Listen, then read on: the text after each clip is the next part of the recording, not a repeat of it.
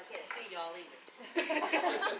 Bloggers, reviewers, and promo teams. Oh my, so much to go on. I'm going to let everybody introduce themselves, and then what I'm going to do is target our questions because we have quite a few questions. I want to try to get to them all, and so I'll ask everybody a question as it pertains to them. The ones that don't get asked, I'll let you know that these are blogger questions or review questions, and we'll go from there.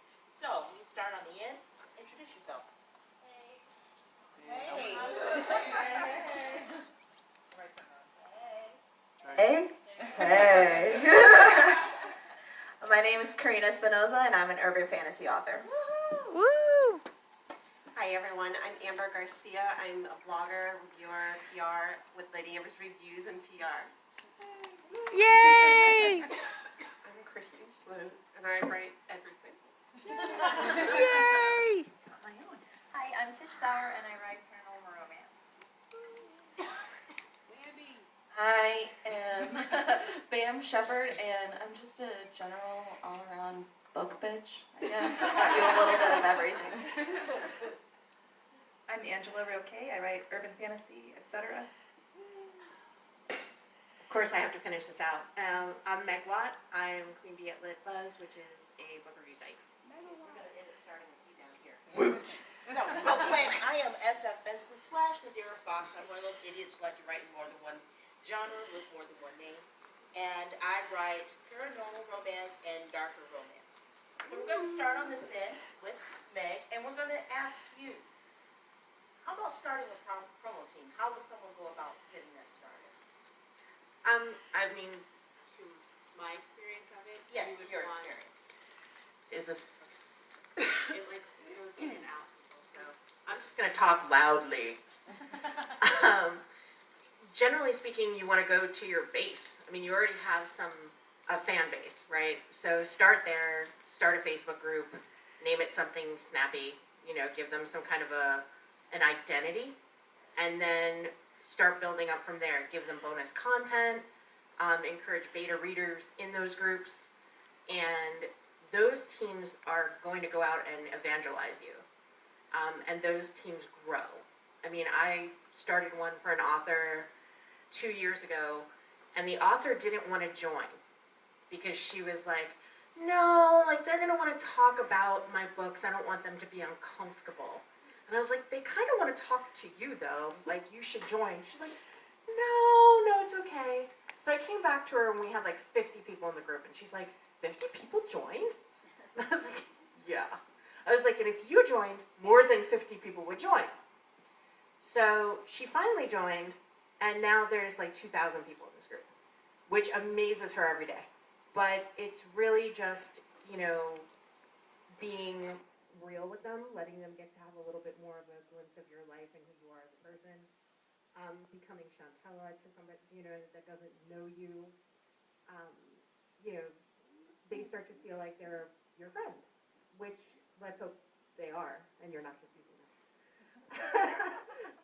And then that's where your promo teams grow. Like you said, I have a smaller group. It's not open to anyone. It's more of a closed, but I use it for my beta readers too, and it's my Roque's Grim Readers because I write about Grim Reapers. So, but I capped it at around 100, and I probably should have one of those larger groups, but I just use my regular Facebook page for most of that posting. But I save like the raunchier jokes and things that I wouldn't put on my regular Facebook page because my mom stalks it. So I save all that grittier stuff, and then any giveaways or freebies, like I give them an extra in that reader group. So I just want to say, like, a promo group is different from your reader group. It's different from your ARC group. A promo team is going to be not a huge group. It's going to be small. It's going to be 10, 20 people, maybe. And this is going to be basically your tribe that's supporting each of your releases, every single one of them. You want them to be your readers that are really active on your page, really active in your big reader group. They're always sharing your posts. Those are the people that you want in your promo team, because your promo team is going to go out and on release day, you're going to post like, here's my graphic, here's my buy links, here's what I have available for today, and they're gonna share it. Even if you're not posting in there, like, I normally post what I'm wanting them to post, but then I also post the link to the author page. So I'm gonna say, go to Stacy's page, she put up this post today, can you share it around? Because you also want that visibility back to your author page, right?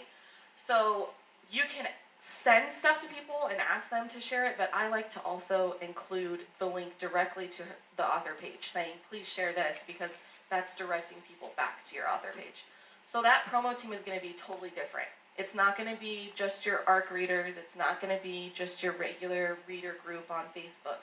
This is an entirely different, small group of people that are going to share your releases not only on their pages, but they'll go into Facebook groups. They'll go on to those blog sites that have like show me Wednesday or whatever. They're going to be posting that stuff for you everywhere on social media. So it's an entirely different group that you need to set up, and you should be looking for them as the readers that are most active wherever you're posting, whether it be on your Facebook page or in your Facebook reader group. Those are who you should be selecting for your promo team. I defer to Bam, so whatever she just said, you should totally listen Do to that. her. Seriously, trust me on this. Was that a good clarification, or do you guys need more on promo teams? I'm going to start with Tish and say, this is a blogger author question. So what makes you choose to work with a particular blogger? Goodness. Professionalism, first and foremost. If their blog looks nice, if it's structured in a good way, if they have rules to how they want you to submit for review, that's really important. If they, set guidelines for you, that's really a good thing to look for, because if it's not there, then they can get overrun, they can get too much tossed at them, and then your book's never going to get reviewed. So if you have something that looks professional, I'm going to be interested in working with that person. Same question for Christy. Word of mouth is always important for me. So, like, if you're an author, and I've seen, I look at Stacy's stuff. Wow, it's so pretty. But I will ask my friends, who do you work with, and price is important to me too, because things are expensive. And options. What options are you going to give me on release day? How many reviews are you going to allow me to have, or what package? Packages are important, and also do you have add-ons? I like add-ons. I use Rockstar Book Tours. I don't know if anyone's ever heard of them, but they have they have rules, and I was like, I'm gonna try this and see if I can break those rules. Like, get in. They're really like specific. Like, we only take certain authors. I'm like, well, I'm gonna try it, and I got in, and it made me feel important. So I use them from now on because they still make me feel important, and they get me good reviews with good reviewers. So that's why I like them.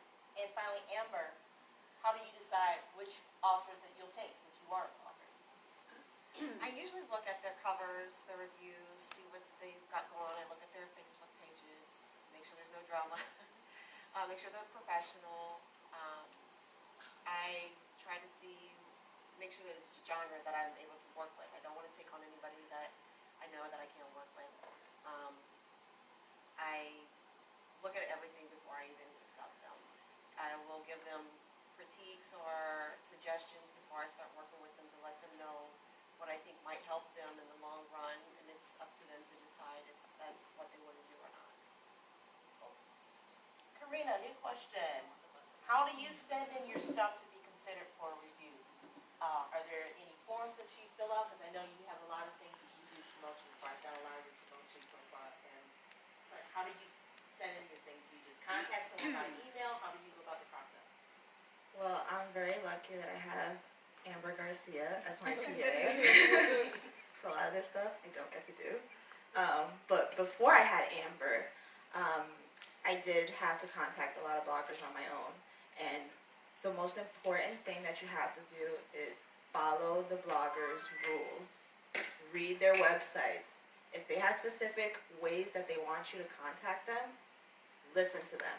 Don't just go willy-nilly doing whatever you want to do, sending an email when they say fill out their form this way, Or if their website says, right now we're not accepting any review requests, don't send them any review requests. Listen to what they're saying. If they don't have any forms, send a nice worded email, be professional. It's kind of like when you're querying an agent or a publisher. That's how I like to treat it. Treat bloggers like professionals. Treat them with some respect. But just follow guidelines, follow the rules. And that's the most important part when dealing with bloggers, because we want to treat them with respect, because, I mean, they're doing a service for us, and that's the most important thing. Without bloggers, we're out of a job. For any of the other authors, have you all used the same process, contact via documents or emails? Anyone can add anything different to that? All right, moving on then. What's the best way to contact one that you don't know? If you're trying to contact a blogger or reviewer, what's the best way to contact that person? You don't know them, you're not friends. Amber, do you have a way that you like people to reach out to you? Yeah, I usually like it when they contact me and they've noticed on my page what genres I look at. They're professional, they tell me a little bit about themselves, they're not just say, hey, here's my book. I want to know a little bit about the book, I want to see a cover, if there is a cover yet. Maybe a link to where I can find the book and a little bit more information on it. I don't like it when people just send me a PDF of the book and that's it. Nate, did you want to add anything to that? So this is, okay, can you hear me? Got it. This is a constant pet peeve for me. We have 12 reviewers, and we get about 60 submissions in an in an average week. Last Tuesday, we got 22 submissions in one day. So if you're submitting, please, follow the rules that we set. That's a big one. They're there for a reason, because we're trying to streamline the process. And frankly, if you don't get considered. I mean, if we have 22 submissions in a day, and we ask you for 4 things, and you don't provide them, sorry, there's 21 other submissions to go through. The other big one is that you should always be respectful. That's a big one. In my other life, I've been a journalist. I've worked in public relations and marketing, which is what I do now at a very high level. And so if you're gonna send me an email where you demand things, sorry, buddy, now we're down to 20 submissions for this day. Don't demand to read the review. Most of the time, if you're dealing with a legitimate reviewer, they don't want to make you look bad. My review team knows that they're reviewing a book, not an author. So if they don't like the book, generally we will contact the author nicely if we know them. If we don't know them, a lot of times we will pass on the book. We weed through a lot of books to decide what we're reviewing, so most of the time we know we're going to probably at least moderately like it. So the rule of thumb is, don't be a jerk. If you're not a jerk and you can follow simple rules, the process is pretty simple for both sides. We want you to look good. You want to look good. If we contact you and say, hey, we love the book, we'd love to do a giveaway, respond in a timely fashion. Because usually we're trying to do things in a timely fashion. But, it's common sense, I think, in most cases. I understand you're trying to look professional, understand that we're trying to look professional too. Okay, anyone else have anything to add to that? I'm gonna try to maybe hold it up close. I think that works. Yeah, there we go. I'm gonna add on to that, the common sense thing goes a long way too. It can seem very overwhelming and confusing when you're first trying to reach out to people, especially for writers who are most of us naturally introverted. But something that I found helpful was putting together a press kit. So kind of like a form letter and all the details that everyone always asks for, a small author bio, a small blurb about your book, links, pictures of the cover. You can even put it together in a zip folder, so where it's super easy just to attach it to any email, or you copy and paste it into an email. Or host it online and just put the link, and that way you can download stuff. I cannot stress most people who are doing this, cover art is a major part of our website. Please understand that if you send me a 32 kilobyte file, it's not going on my site. If I ask you for, like, on our site, we do author bios for free, and we make it a permanent page to our site. If you want to take advantage of that, that's up to you. We don't charge for reviews either, so that's another whole thing. But if we ask you for stuff, just send it. And if you host it permanently, you don't have to send it each time. You can just say, here it is, and we've got it. Anyone else? All right, well, this question is to everyone, and it's a more sensitive question. Has to do with the whole idea of blogging. We all know that things keep changing in social media, things keep changing with their website. And so we have to ask the question, do you really think blogging is a dying form of marketing? Yes. Sorry. I love Meg to death, and I love LitBuzz, and I don't think that LitBuzz is dying. But in general, blogs are dying. And why are blogs dying? Because they don't do the things that LitBuzz does. If you go to LitBuzz's Facebook page, you're not going to find 5,000 reviews a day and them just pushing book, book, book, book, book. You're going to find funny memes or videos or other bookish things. You're going to be directed to their website. You're going to find live videos from things like this, these conferences. You're going to find author interviews. But unfortunately, too many blogs are failing because they're not doing those things. I think blogs they have had a good spot in their heart, right? They wanted to help authors. They wanted to read and review as many as they possibly could. But as a reader, you don't want to go to a page and just see 9 million reviews for these books. It's too much. Nobody wants to do that. Blogging is dying. Vlogs, those are on the rise. Booktubers, on the rise. Bookstagrammers, those are on the rise. But blogging, podcasts, huge, which LitBuzz is segueing to as well. So blogs themselves are dying. They're not a viable market anymore. You're not going to get the eyes on your books like you used to. You really need to be looking at blogs individually and seeing what they're still doing to know whether or not they're a viable blog.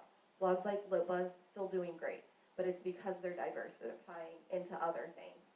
Most blogs are not. I can't even tell you how many times during a day you'll go on Facebook and see a blog saying they're closing down because nobody's reading them. It's because they're not diversifying their blog. So in general, I say yes, blogs are dead. They're not effective marketing. They're not a great way to get eyes on your books anymore, unless they are including all of those other avenues, unless they also have an Instagram page, they also have the live video blogs, they have the podcast. But it's those things that are getting eyes on your books, not so much the blog itself. Anyone else add anything to that? I agree. I definitely do think they're dying, unfortunately. And, you know, I think there was a pivot point back in the day where, I don't know if a lot of you guys remember when the whole Goodreads thing went down with the authors behaving badly, and it ended so badly for so many people, the bloggers included.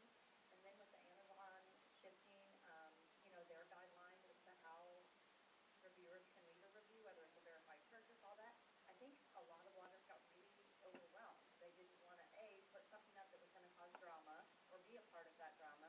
B, they didn't want to take all this time to read a review, or read a book, write a review for it to get rejected by Amazon. I think it just got too overwhelming.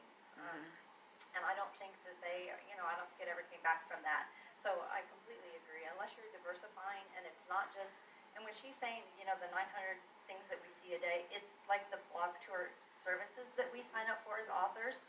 We provide them the packet that they want, which is our cover, which is our details, which is everything, you know, for that release.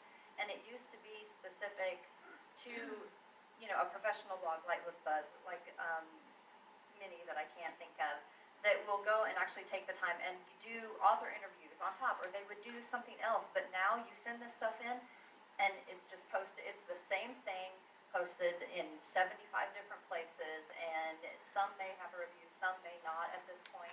It's just, I think they got too tired of giving that effort and not getting rewarded back for all the effort that they were putting in, so it just got easier to do a star and walk off. So I think that has a lot to do with it. Anyone else have anything to add? Since you mentioned reviews, Tish, we'll go on to the question about reviews, and this is gonna be for authors. We all know that we need reviews to sell books. That's just a given. It's like without reviews, our books are hard to move. So what tactics have you found that are effective for getting your readers to follow through with getting the review? It's like, that's the big thing, without putting up a big neon sign saying, hey, review my book, please. What have you done that has helped? Oh, goodness. In some cases, I've had private review groups. By the time that I've vetted personally beforehand, whether it's back from, what we used to call a street team, or a promo team or whatnot, those dedicated readers who help you get your ARC reviews and things up and out, I vet them and then put them into a private group. By the time that they're in there, they already know the have-tos. So if they have to purchase on Amazon to make it a verified purchase, they're aware of that. There's guidelines of like, if you can do this, then come join my group, you'll get to read this for free. That kind of thing. So nowadays, you used to be able to, and again, I say back in the day, I've been at this for a long time. I published back in 2011 as well as my first book, and you used to be able to give things to your street team. Be like, hey, you want a bookmark? Do you want a gift for this? Share this, review this art. You can't do that anymore. You can't say, I'll give you this if you do that. That, in Amazon eyes, is you're paying for a review. When it could simply be something as a piece of paper. I've seen, a friend of mine who puts out, hey, show me your paid receipt and I'll give you a free postcard for Christmas from my character. I mean, she's developed all these cute little marketing things. She can't use them anymore because it's no longer allowed. So unless you have that team who is aware of what is going to be required up front in order for them to review a lot of times, you just cross your fingers and, hope they are honest, that they'll deliver on what they said they would. I mean, I don't think you can make anybody do something they don't want to do, so. Christy, do you have anything to add to that? Can you hear me? Oh, there you go. I'm afraid that I'm screaming. And I hate the sound of my own voice. So, like the blog tour, and I do agree blogs are dying, but one of the packages you could buy is reviews. And I rely on that because that's like your first 30 reviews, which is important with Amazon. Rue, who I think left, she has a group on Facebook called R&R, so it's Read and Review. And a lot of them are still alive and kicking and will read your book and review it and ask nothing in return. And she streamlines that group to make sure they're not stealing your book, which is another thing we could go on and on and on about. You used to be able to just give a book to someone and trust them. You cannot do that anymore, and it's shady. I have a promo team. I have like a reading group, and I have my Royals. I don't know why they're called Royals, but Jenny's in there. And they will, just so sweetly just review and read, and I love them all, and they're like friends, like sisters, and that's important to have 20 to 30 good friends. It's hard, like, I've been doing this as long as Tish. It's hard at first, but back in the day when Facebook was cool and all the kids were playing there, alright, that's when you built your group and you made your friends. Now I don't know how people do it. I don't go on Twitter because I'm scared. I feel attacked when I go on there and I just say hi. It's really awkward. I like Instagram. It's very peaceful right now. Facebook is still cool in the groups, but try the R&R group if you're seriously looking for reviews. Karina, same question. Kind of to piggyback off of that, I think the best tool that we have is Facebook reader groups. It's building that relationship with your readers and building it organically. What I like to do is, I like at the end of every single one of my books, is I always have a page where I invite readers to join my Facebook group, and there's a link. And I can say 90% of the readers that are in my reader group are all organic joiners that have come from people who have read my book. Maybe 10% are friends, and that's it. So I've built a relationship with my readers where I go on there and I ask, hey guys, can you review this new release? Or sometimes I don't even have to ask, and they already go out there and do it. It's that relationship that you have to build with them. And the best way to do that, I think, nowadays is that reader group, because obviously Facebook pages no longer work. So if you haven't done it already, build yourself a reader group and build it organically. Don't have all your friends join, family members, all that. Don't do that. Don't have readers have a bunch of people join just to build numbers. Don't do that. Build your group organically. Because what you want is you want true fans of your books. So because those are the ones that are going to actually review. Okay, and finally, Angela, do you have anything to add to that? I think everyone pretty much covered it up here. The review packages, I guess, on the blog tour sites, and then trying to grow it organically. The whole not inviting friends thing, I end up making friends with a lot of my top readers, so that does get tough. Well, Do you have I'm not problems saying with like not to make friends with them. I'm just saying don't invite like all your author friends to join your reader group. I have some of my author friends join my reader group, obviously, because they're my friends. I love you, Becca.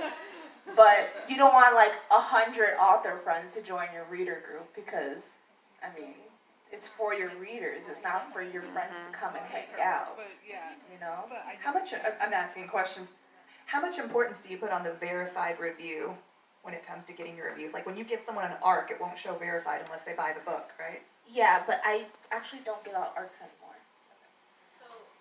I want to add to that though, a verified review, nobody gives a crap. You know why? Because if your book is in Kindle Unlimited and you read a book through Kindle Unlimited, it doesn't give you a verified review. It doesn't tell you that that person picked up your book from KU and legitimately read the book. So a verified review, nobody gives a crap. Nobody's looking at it and they're like, that's not a verified review. I'm not listening to that person. It's ridiculous. And Amazon Yeah. still lets reviews go on even if they're not Even if verified. Exactly. So, Amazon doesn't care and readers don't care. and even those verified reviews still get stopped by Amazon sometimes. So it really doesn't matter. Yep, good point. Well, 9 times out of 10, if someone is a real fan, they're gonna buy your book anyway, even if you do. I mean, like, dude, I get a lot of free books. I buy a lot of books anyway, and a lot of times, if I buy the book, I'll give it away because I already have the book because it was given to me in an ARC. But I want to support that author. So if you have these authors or these readers that have become friends, even if you give them the copy, they're still most likely going to buy it. Okay, so we've been talking a little bit about Facebook and about how things keep changing. So this is going to be more of a blogger question to find out how do you handle that changing face of Facebook? So many things have been changing. It's like, what do you do with it? Well, Bam covered a lot of that for me. So, yeah, Nobody wants to see a list of what, okay, I'm gonna give up on this.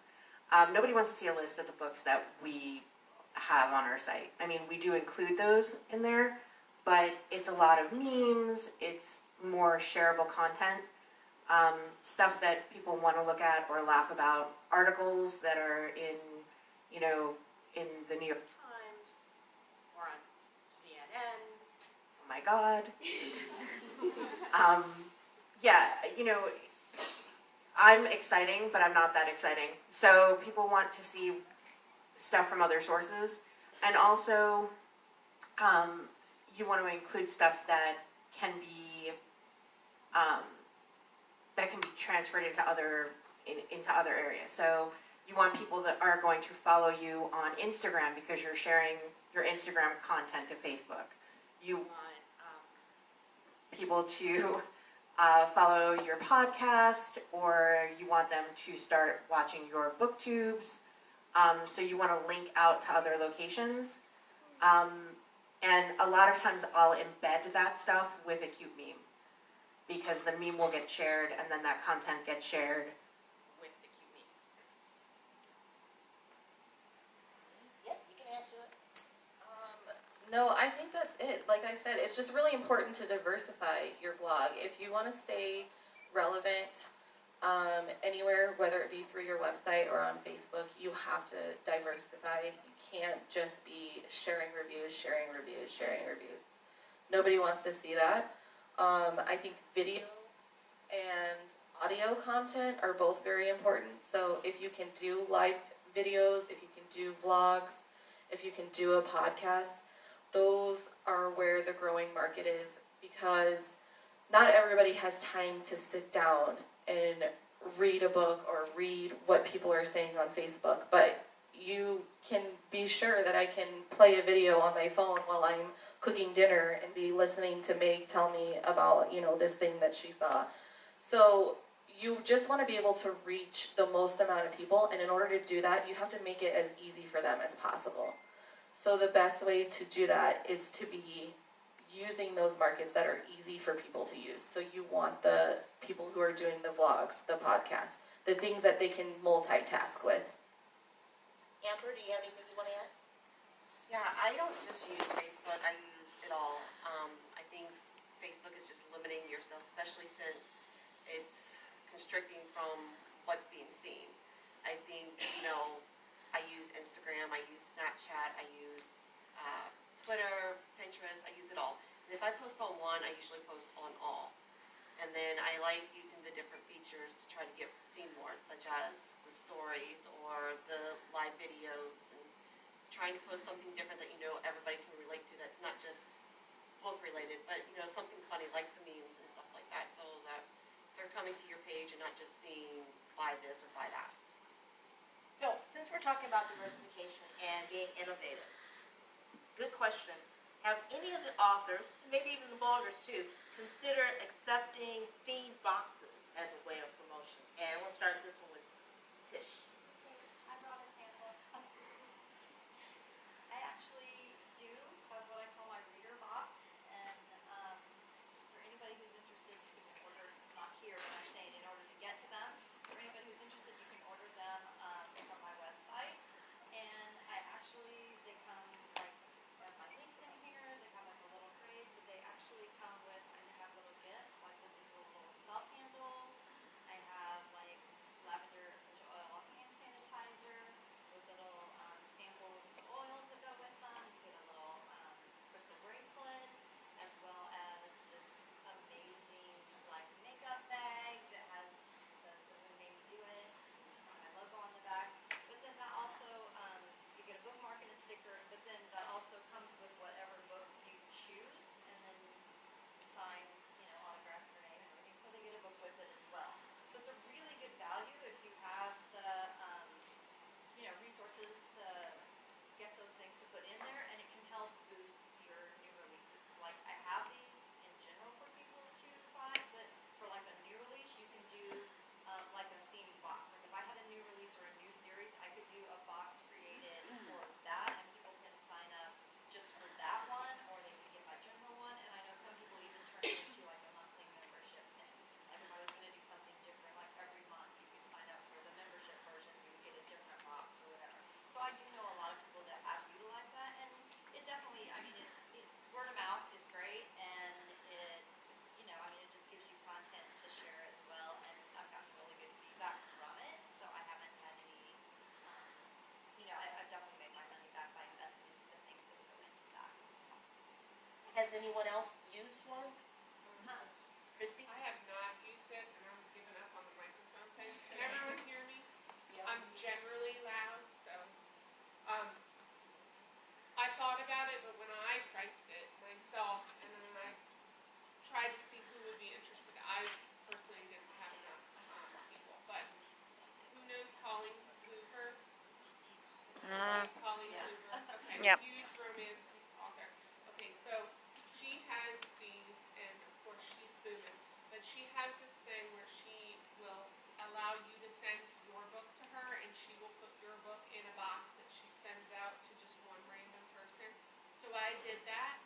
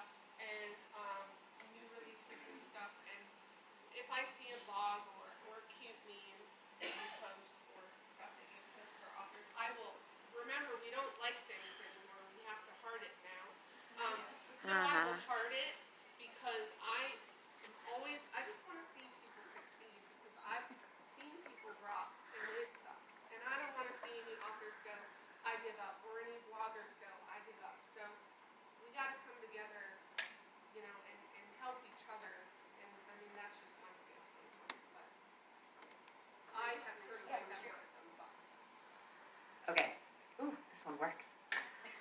So, pro tip, because for my day job, I mean, I work with major brands like Blue Diamond and stuff like that.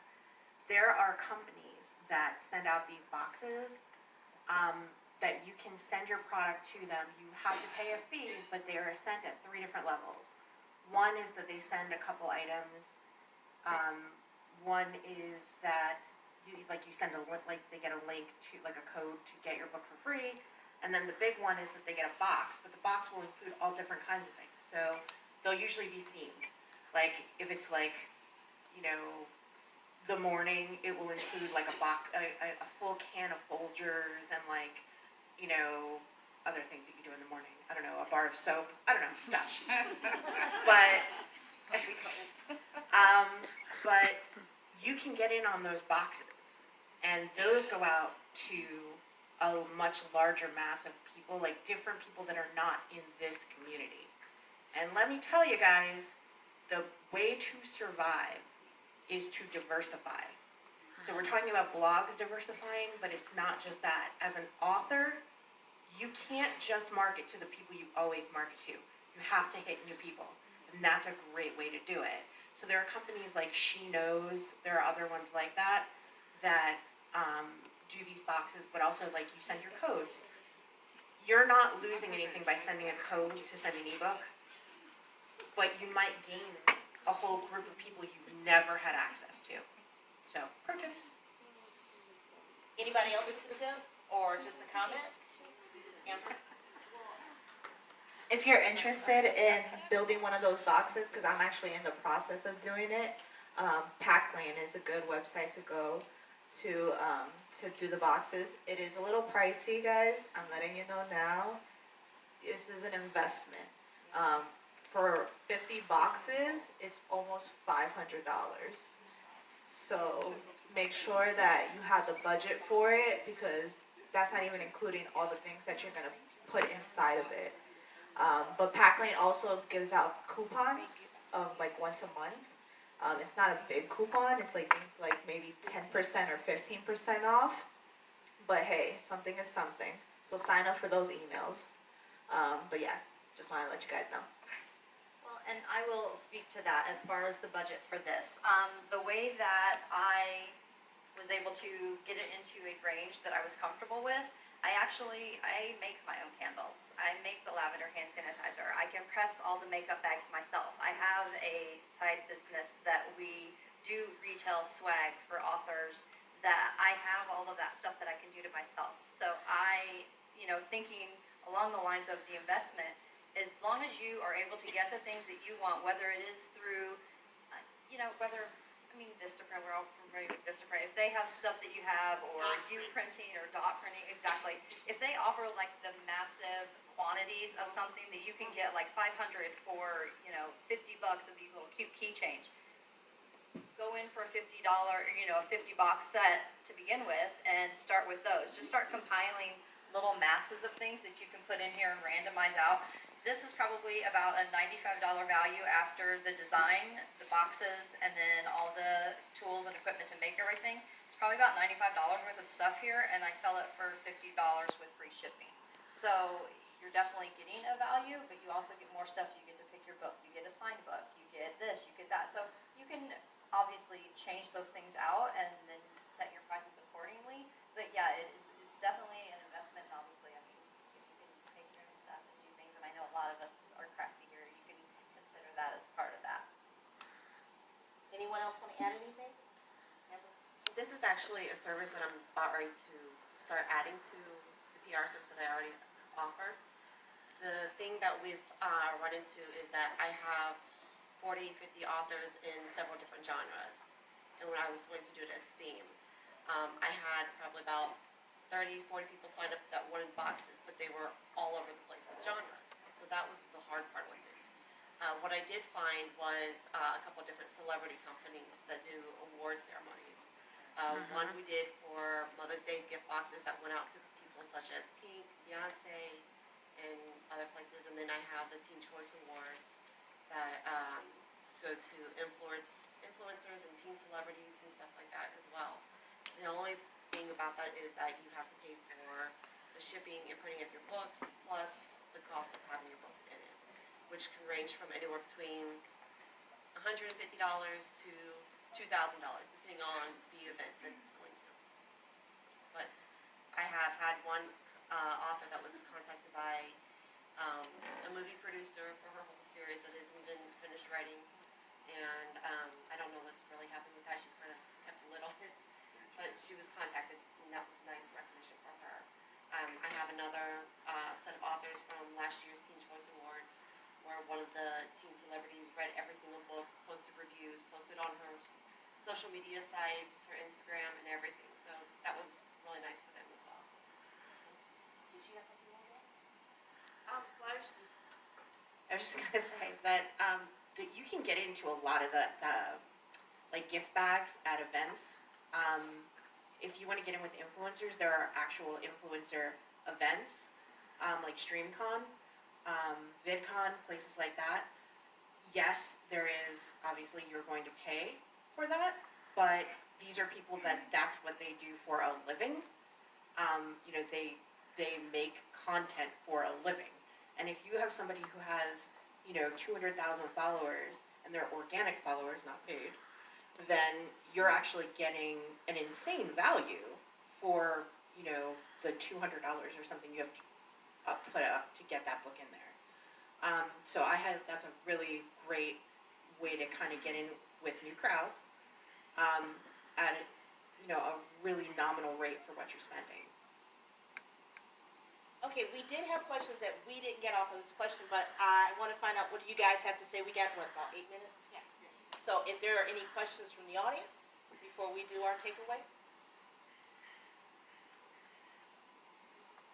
Talking about reviews, have you ever used NetGalley? Anyone use NetGalley? Have you ever used NetGalley? I've used it as a reader. I haven't used it obviously through my authors. Did you have a good experience with it?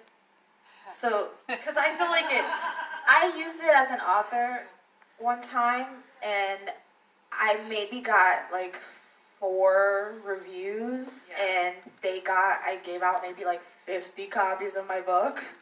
It really wasn't worth it to me. So I feel like NetGalley is something that is great if you're looking for a traditionally published book. Yeah.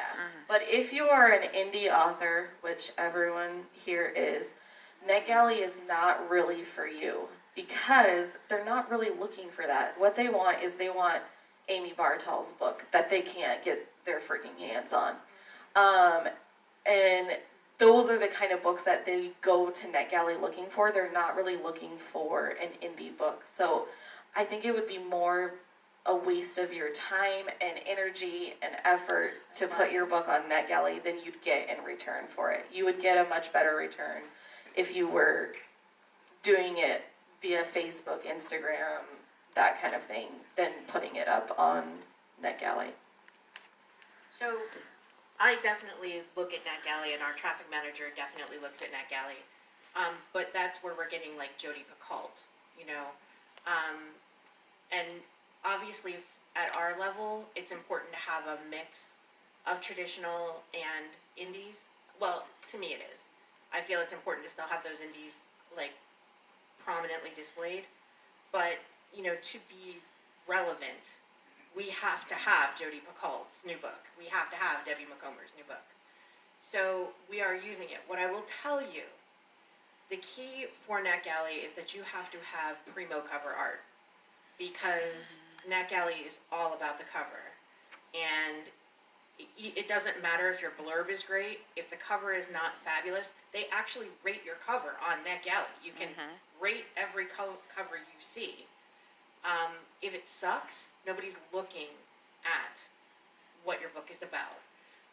The other thing though that can be beneficial is that if you're trying to get into a market that's not the United States, you can set your books on NetGalley to focus on other countries and only provide to authors to reviewers from those countries. One nice thing NetGalley has instituted recently is that any review you put up through NetGalley automatically can go up on Goodreads.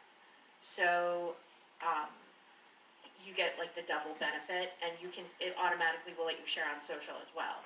So for reviewers who may not have a site presence, they can still have an avid social presence as well as getting those reviews on NetGalley and Amazon, because it naturally goes that way.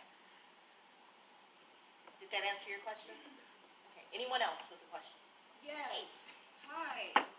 So you know I have to throw an audio question out there. You And- missed a lot of audio talk, Get it, by girl. the way. Hey, but y'all bloggers and stuff, so this. No, it was the marketing panel. You missed a bunch, girl. Well, y'all again are bloggers, and the people at the marketing one were authors. So this is why I'm asking it here, because this is important, especially, I work with a lot of authors, and the big thing is always, how do I market my audiobook? And there's not a lot of bloggers that market audio, and they go together, especially if you write a book, you got an audiobook, you need to market them together. But there aren't people out there doing it. I also work with Lady Amber, and she has done some things for me too, and my question is, anytime I work with a PR company, I want to know what their reach is for audio listeners, because readers and listeners, there's two different groups of people. You might every so now and then get people who listen and read, but more than likely, if they're listening, they ain't reading. So how are you guys, or are you even interested, or what are we doing to be able to assist in those efforts? Because yeah, you can do a review of a book, but what are we doing when people are using two versions of the industry? What are your thoughts on that, or what are you guys doing to help implement that going forward? There are a few options.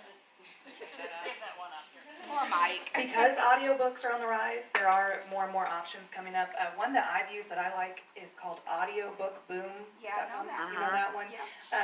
And you actually field the people who give review copies, because ACS Audible will give you 25 free codes. So you can actually go through and field them, and I'm very much a Facebook creeper. I will admit it. When there are reviewers and people that I'm interacting with, I will go and stalk them on Facebook, and I will check all the reviews on Amazon or Audible, and I'll make sure that they actually like books in my genre before I give them one of my very sacred, only 25 free codes. Because if they don't like my genre, there's no point in wasting one. So I keep like an Excel chart, I'm very OCD with it, and I go through and I'll mark and I'll kind of go back and check and make sure that they actually left a review. And the thing is, yeah, you can't like exchange and say, oh, I'll give you this copy in exchange for a review, but you can field, and if you give them a free copy once and they don't review it, you can skip them next time then. So Excel charts are handy that way. But there's also Chirp, which I think you have to go through, find a way to use that, and that's still in beta, but I have a feeling that's going to be opening up probably pretty soon. And I have all that information, and specifically I asked about blogs because if you're doing an audiobook tour, you got to make sure you're including those bloggers that have the reach for audio listeners. I mean, I'm just telling you guys, it's very, very different. Also on Amazon, you get 100 codes now, so yay you. So an audiobook boom is great. I use that all the time.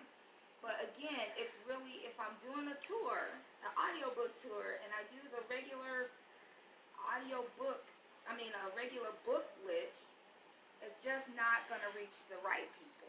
And so I'm trying to see which bloggers are going to extend their reach and try to find or create a network of audio blogger only, because that's what we need. Megawatt, you got it. So I'm an avid reader and an avid listener. So I'm usually reading 2 to 3 books a week, and I'm listening to one at any given time. And I am not the norm.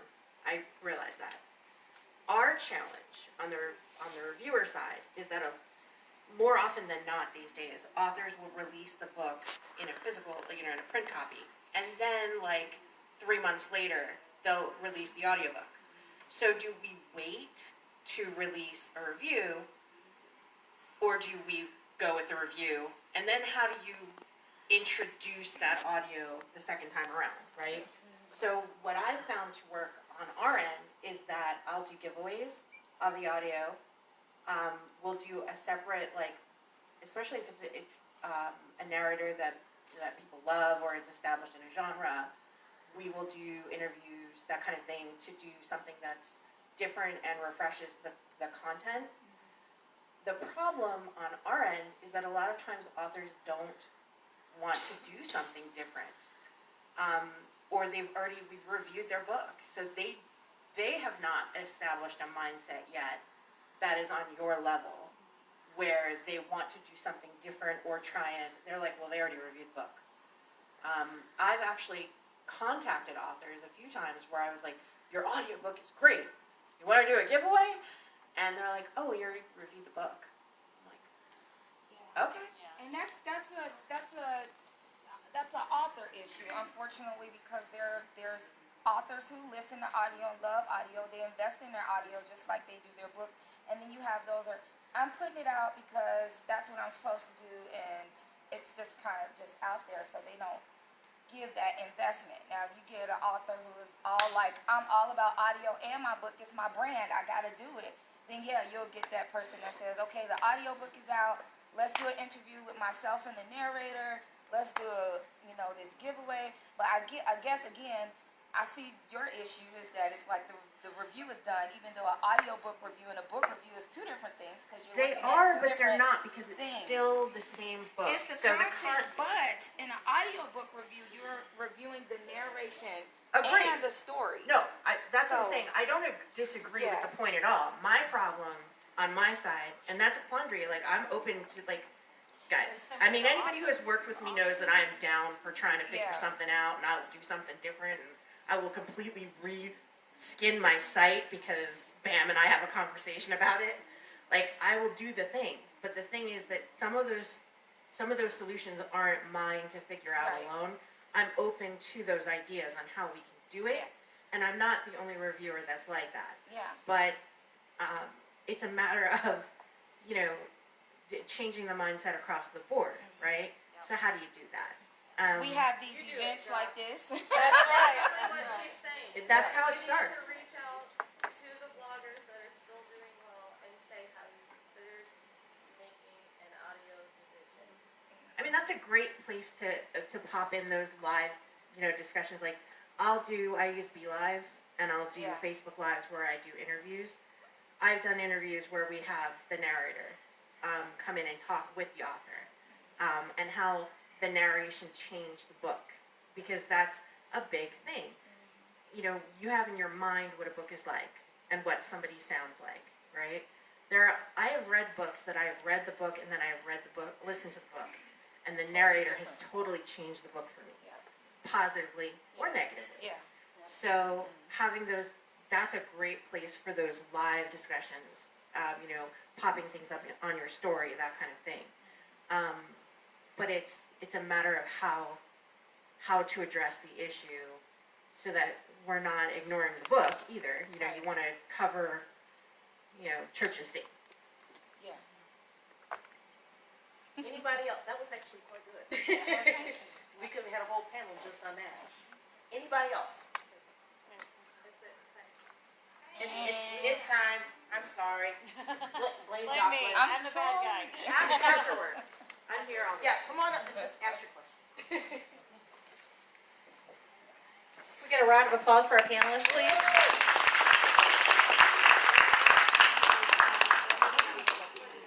And again, we're going to take a couple-minute break, and then we will be back with our shared world panels.